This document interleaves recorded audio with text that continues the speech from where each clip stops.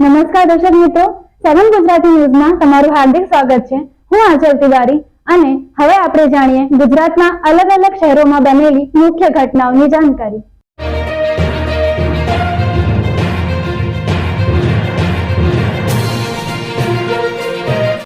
આગામી લોકસભાના ઇલેક્શનને લઈ ડુપ્લિકેટ મતદારોનું લિસ્ટ કલેક્ટર અને મુખ્ય ચૂંટણી અધિકારીને સુપરત કરતા શહેર ભાજપ સંગઠન અને ધારાસભ્ય કેયુર રોકડિયા અને ચૈતન્ય દેસાઈ દ્વારા જિલ્લા કલેક્ટરને સૂચન કર્યા હતા।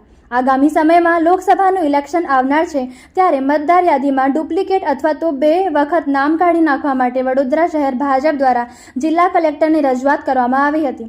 વડોદરાના 31,000 જેટલા ડુપ્લિકેટ મતદારોનું લિસ્ટ કલેક્ટર અને મુખ્ય ચૂંટણી અધિકારીને સુપરત કર્યા હતા।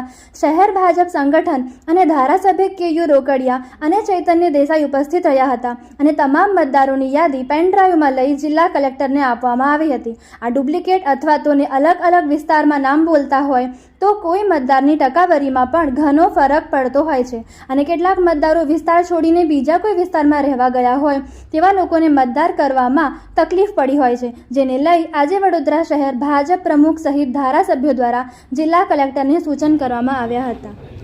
વડોદરા જિલ્લાના 2 માન્ય ધારાસભ્યશ્રી અને શહેર ભાજપ પ્રમુખશ્રી દ્વારા આજે એક રજૂઆત આપવામાં આવી છે કે જેમાં વડોદરામાં કેટલાક લોકોના મતદાર યાદીમાં નામો 2 જગ્યાએ છે। આ માટે એમણે જે રજૂઆત અને માહિતી આપી છે એની ઈસીઆઈની ગાઈડલાઈન મુજબ ચકાસણી કરવામાં આવશે, નિયમાનુસાર કાર્યવાહી કરવામાં આવશે। લોકસભાની ચૂંટણી 2024ના સંદર્ભમાં આજે વડોદરા શહેરના વહીવટીતંત્રને એક જાણ કરવા માટે માન્ય ધારાસભ્યશ્રીઓને સાથે રાખીને આજે રજૂઆત કરી છે। 31,000 કરતાં પણ વધારે મતદારો વડોદરાની 5 વિધાનસભામાં એવા છે જેમના નામ એક કરતાં વધારે જગ્યા પર લખેલા છે। 2 જગ્યા પર જ્યારે નામ લખેલા હોય ત્યારે પર્સન્ટેજમાં બહુ મોટો ફરક પડતો હોય છે અને સાથે સાથે આવા મતદારો 2 જગ્યા પર મતદાન ન કરે જોવાની પણ જવાબદારી છે। ત્યારે પક્ષ તરીકે આજે આ રજૂઆત અમે કરી છે।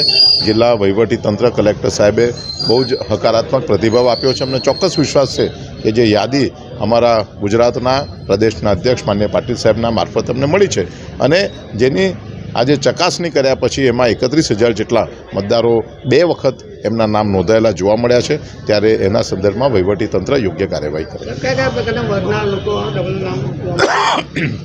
આમાં બધા જ પ્રકારના, બધા જ ધર્મના, બધી જ જાતિના લોકોનો સમાવેશ થાય છે। સામાન્ય રીતે એવા મતદારો છે કે જે મતદારો એક જગ્યા પર ભૂતકાળમાં રહેતા હોય ત્યારે એમનું નામ એ મતદાર યાદીમાં હોય, એમને સ્થળાંતર કર્યું હોય, એમણે ઘર બદલ્યું હોય, એમને વિસ્તાર બદલ્યો હોય, ત્યારે બીજી જગ્યાએ ગયા હોય ત્યારે પણ એમણે ફરી વખત મતદાર યાદીમાં નામ નોંધાવ્યું હોય અને જૂની જે જગ્યા છે ત્યાંથી નામ કમી ન થયું હોય એવા મતદારોની સંખ્યા મોટી હોય એવું પ્રથમ દ્રષ્ટિએ અમારા ધ્યાનમાં આવ્યું છે। તેમ છતાં પણ વહીવટીતંત્ર એમાં તપાસ કરી જે યોગ્ય લાગશે તે પ્રકારે નિર્ણય લેશે। મરણ પામેલા નામો હોઈ શકે પણ એ યાદી અમે આજે આપી નથી। અમે જેના યાદી આપી છે તે 1 કરતાં વધારે જગ્યા પર જેના નામો છે તે જ યાદી છે। આપે જે વાત કરી છે તેની યાદી અત્યારે પ્રદેશમાં તૈયાર થઈ રહી છે। એવા લોકોની પણ યાદી એ આવનારા સમયમાં પણ આપવામાં આવશે।